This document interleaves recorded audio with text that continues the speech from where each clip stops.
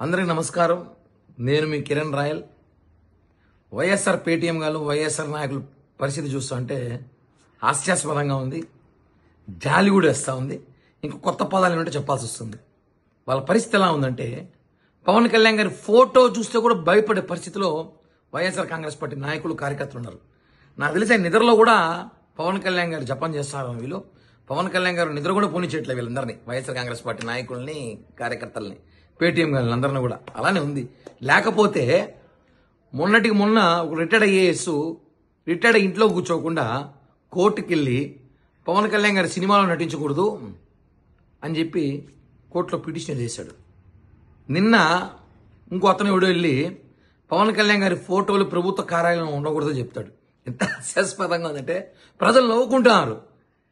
ఇంక 2 రోజులు పోతే పవన్ కళ్యాణ్ గారు కారులో తిరగకూడదు, పవన్ కళ్యాణ్ గారి గడ్డం పెంచకూడదు, పవన్ కళ్యాణ్ గారు ఫోటోలు సెల్ ఫోన్లో డీపీలుగా ఎవరు పెట్టుకోకూడదు అని చెప్పి కూడా వీళ్ళు కోర్టులో పిటిషన్ వేస్తారు. నవ్వొస్తా ఉంది. వీళ్ళేసిన పిటిషన్కి కోర్టు ఏం చేసింది చూసాం కదా, దాంతో కొట్టిందో చూసాం కదా. కోర్టు ఇట్లాంటి పనికిరానివి తీసుకురాకండి, కోర్టు సమయం వృధా చేయకండి అని చెప్పింది. కాబట్టి తెలుసుకోండి, ప్రజలు మిమ్మల్ని 151 నుంచి యాడికి తీసుకొచ్చారు, మమ్మల్ని ఏ స్థాయి నుంచి ఏ స్థాయికి తీసుకెళ్లారో ప్రజలు అన్ని చూస్తున్నారు. ఇట్లాంటి చిల్లర పనులు ఆపేసి ఏదైనా ప్రజా సమస్యలు ఉంటే తీసుకురండి, పరిష్కరించే ఏర్పాటు చేస్తాం, దాని మీద మాట్లాడతాం. అంతేగాని పవన్ కళ్యాణ్ గారి దెబ్బకి బాగా భయపడిపోయి వీళ్ళు లాస్ట్కి పవన్ కళ్యాణ్ గారి ఫోటో కనిపించినా పారిపోయే రకంగా